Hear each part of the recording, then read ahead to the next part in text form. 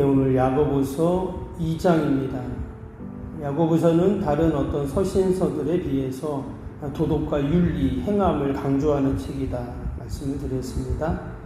그래서 오늘 1절에도 보면 행함에 대한 이야기를 또 이야기를 합니다. 1절 보면은 내 형제들아 영광의 주 곧 우리 주 예수 그리스도에 대한 믿음을 너희가 가졌으니 사람을 차별하여 대하지 말라. 너희가 믿음을 가졌으니까 어떻게 행하라고요? 차별을 하지 말라 그랬어요. 또 밑에 보면 4절에도 뭐라고 합니까? 판단하는 자가 되는 것이 아니냐. 판단하지 말라 그런 말이죠. 6절에도 보시면 가난한 자를 업신여기는도다. 업신여기지 말라는 말이고 7절에는 비방하지 않느냐. 12절에는 심판받을 자처럼 하고 행하기도 하라.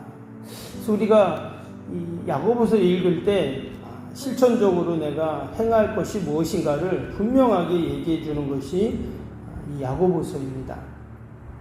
뿐만 아니라 뒤에도 보시면 뒤쪽에 이제 14절부터 마지막 절까지 이제 13절을 총 보면 행함이라는 단어가 11번이 또 이렇게 나오게 됩니다.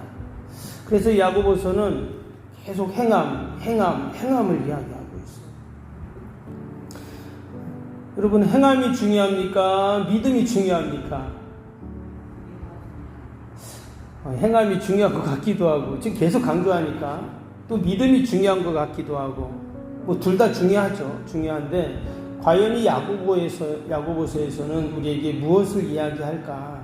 다시 한번 우리가 이 말씀을 보면, 아까 1절 다시 볼까요? 1절에 뭐라 그랬냐면, 내 형제들아 영광의 주 곧 우리 주 예수 그리스도에 대한 믿음을 너희가 가졌으니 사람을 차별하여 대하지 말라 그랬죠. 여기 보니까 믿음을 가졌으니, 그러니까 믿음 없는 사람이 행하는 것에 대한 얘기가 아닙니다. 지금 믿음 있는 사람의 행함을 말을 하고 있어요. 그게 이제 기준이고요. 또 한 가지는 뭐냐, 아까 이제 14절부터 마지막까지 계속 행함을 이제 강조한다고 했는데, 그 말씀을 집에 가서 천천히 읽어보시면 똑같은 구절에 믿음이라는 단어가 총 14번이 나옵니다. 그러니까 행함을 강조한 것 같지만 실제로 뭐예요? 믿음을 강조하고 있다는 거예요. 믿음을 더 많이 지금 이야기를 하고 있어요. 그러면서 14절 한번 볼까요? 14절에 내 형제들아 만일 사람이 믿음이 있노라고 행함이 없으면 무슨 유익이 있으리요? 그 믿음이 능히 자기를 구원하겠느냐. 지금 믿음을 말하고 있죠. 뒤에 17절, 18절, 20절, 21절, 26절까지 계속 행함이 수반된 믿음을 계속 이야기를 하고 있습니다. 심지어 17절 뭐라 그랬어요? 이와 같이 행함이 없는 믿음은 그 자체가 죽은 것이다. 마지막 26절도 그랬죠. 영혼 없는 몸이 죽은 것 같이 행함 없는 믿음은 죽은 것입니다. 사실 행함을 말하는 것 같지만 결국 뭘 말했냐? 행함 없는 믿음을 지금 말을 하고 있죠. 그래서 우리가 이 야고보서를 읽을 때 행함을 이야기하니까 이렇게 내가 잘 행동해야 되겠다라는 그런 생각도 하지만 더 나아가서 과연 나의 믿음이 어떤 믿음일까를 우리는 돌아봐야 한다 하는 것입니다. 오늘 이 14절에 보니까 어떤 믿음이라고 했냐면, 우리가 믿음은 믿음인데 어떤 믿음이냐면 유익이 없는 믿음이 있다고 그랬어요. 믿음은 있어요. 근데 그 믿음이 아무런 유익이 없다는 거예요. 또 밑에 17절 아까 26절 거기 뭐라 그랬어요? 믿음은 믿음인데 죽은 믿음이라는 거죠. 그리고 오늘 19절 20절에는 보면은 어떤 말이 나오냐면 헛된 믿음이다는 말이 나와요. 헛되다는 거예요. 그래서 이게 믿음은 다 좋은 건 줄만 알았더니 어떤 믿음은 아무 유익이 없는 믿음도 있고 헛된 믿음도 있고 심지어는 그 믿음은 죽었어. 이렇게도 지금 이야기를 하고 있다라는 겁니다. 그래서 우리가 얘 믿음도 제대로 온전히 참 믿음을 가져야 되겠구나 하는 생각을 다시 한번 합니다. 말씀드린 것처럼 믿음이 너무 중요한데 중세 때는 뭐를 강조했어요? 행함을 강조했잖아요. 그래서 뭐 행함을 강조하면서 뭐 헌금을 해라. 그래서 어마어마한 그 교회를 짓고 또 죄를 지었다 그러면 헌금해라. 그럼 어때요? 그럼 네 죄도 사해진다. 막 이런 얘기들을 막 할 정도로 그랬죠. 그랬는데 지금은 뭐를 중요하게 얘기해요? 또 믿음을 중요하게 얘기죠. 그 종교개혁 이후에는 이제 믿음을 강조하죠.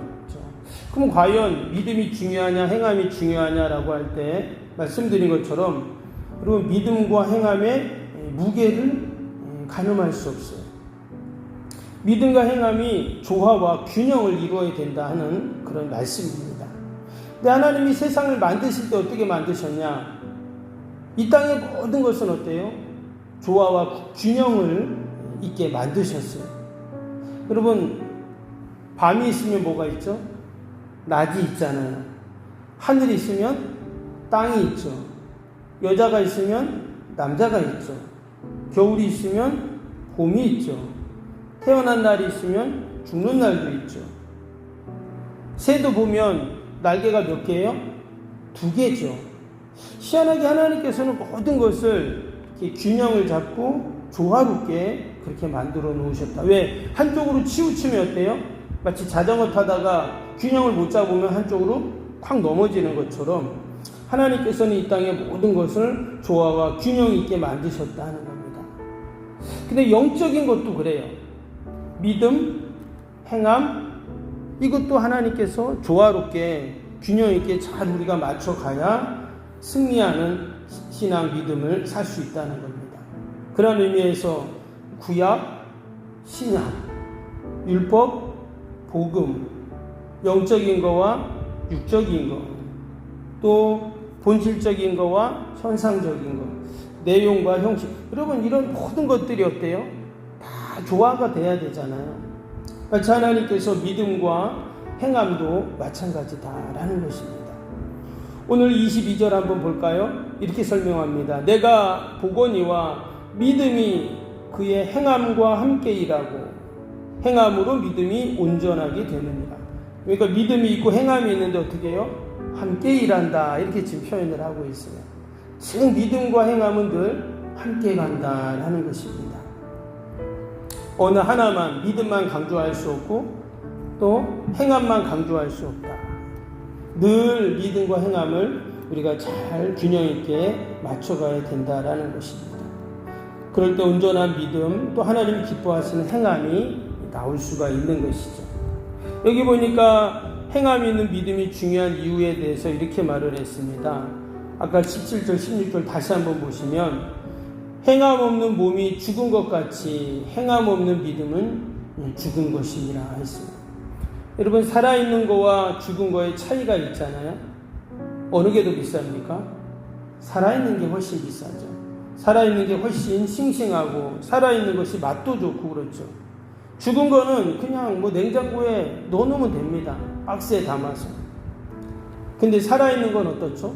물고기도 보면 살아있는 것을 수족관에서 계속 산소도 공급해줘야 되고 또 깨끗한 물도 온도도 맞춰줘야 되고 살아있다는 게 그런 거잖아요. 근데 우리의 믿음도 마찬가지라는 겁니다. 우리의 믿음이 생명력이 있다는 거예요. 그래서 여러분 예수님이 우리에게 주신 이 믿음은 생명력이 있습니다. 그 생명력은 늘 우리의 삶을 활기 있게 만들고 승리하게 만들고 그 믿음을 통해서 우리가 이 땅에서 늘 하나님이 주신 은혜와 복을 누리게 됩니다. 오늘도 우리의 믿음이 여러분 늘 살아있는 믿음이 되어야 할 줄로 믿습니다. 그러기 위해서는 행함이 함께 가야 된다는 거예요. 우리가 말씀을 들었습니다. 오늘도 그 말씀을 갖고 우리의 삶의 현장에서 어떻게 하면 그 믿음이 말씀이 행함으로 나올 수 있을까? 우리가 늘 생각하고 믿음으로 살아야 되겠죠. 마지막으로 21절부터 쭉 밑에 보면 두 사람이 나옵니다. 아브라함이 나오죠. 그리고 또 26절에 보니까 누가 나와요? 기생 라합이 나옵니다. 사실 이 아브라함과 기생 라합은 별로 공통점이 없죠. 같은 시대 사람도 아니고 또 성별도 다르고 언어도 다릅니다. 여러분 아브라함은 유대인이지만 이 기생 라합은 가나안의 여리고 여인이잖아요. 그렇죠? 전혀 다른 생각도 다르고 시대도 다르고 완전히 다른 그런 사람인데 오늘 이 같은 이야기를 하고 있어요. 어떤 이야기예요? 행함이 있는 믿음을 가졌다는 겁니다. 그래서 아브라함이 믿음의 조상이 되고 기생 라합은 그뿐만 아니라 그의 가족이 다 구원받는, 여리고성이 무너질 때 이 기생 라합과 그의 가족만 다 살아났잖아요. 구원받는 놀라운 그러한 축복을 받게 되죠. 우리가 오늘도 우리의 믿음이 살아있음을 늘 감사하고, 또 살아있다는 말은 행함으로 함께 그 믿음이 나타난다 하는 것들을 우리가 다시 한번 기억하면서 오늘도 저와 여러분들 하나님이 기뻐하시는 행함으로 또 하나님께 영광 돌리는 복된 하루가 되시기를 주님의 이름으로 축복합니다. 오늘도 우리 말씀 생각하면서 또 우리 함께 화요일 기도 함께 기도하도록 하겠습니다. 화요일 기도입니다. 시군과 관련한 모든 인허가 절차가 순조롭게 진행되게 하옵소서. 아멘. 건축위원과 설계 및 시공사 간의 원활한 소통이 이루어지게 하옵소서. 아멘. 공사기간 동안 날씨와 모든 환경을 주장하셔서 공정에 차질이 없게 하옵소서. 아멘. 지역 주민들에게 불편함을 끼치지 않는 안전한 공법으로 건축되게 하옵소서. 아멘. 착공부터 완공에 이르기까지 지역사회와 긴밀한 우호관계를 유지하게 하옵소서. 아멘. 건축사와 건설사, 시공사를 붙드시고 초심을 잃지 않고 잘 감당하게 하옵소서. 아멘.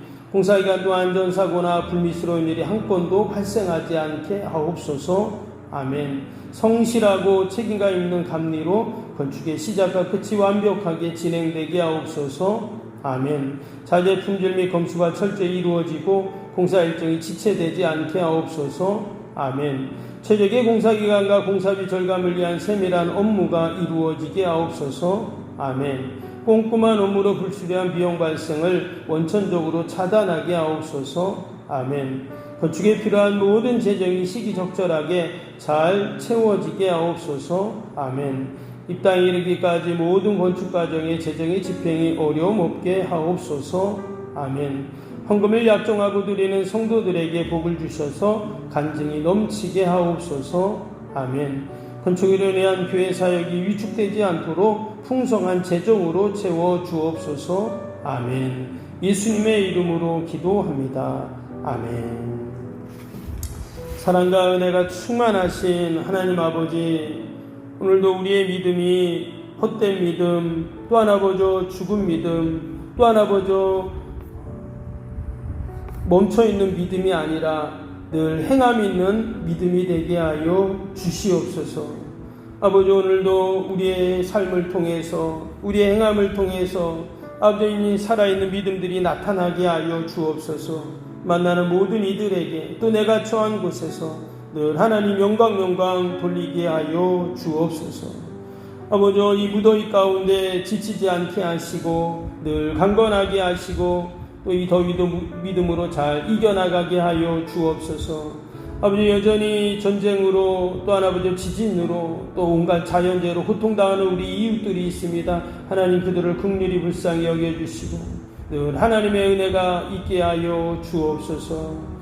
아버지, 또 멀리 사회 가신 우리 선교사님들이 계십니다. 저희 교회에서 섬기는 모든 또 교회들, 이웃들 하나님 축복하시고 늘 좋은 선교의 소식만 있게 하여 주옵소서. 오늘도 모든 공사 일정 차질 없이 진행되고 안전사고 없게 하시고 아버지, 주님의 교회가 아름답게 세워져 갈 수 있도록 축복하여 주옵소서.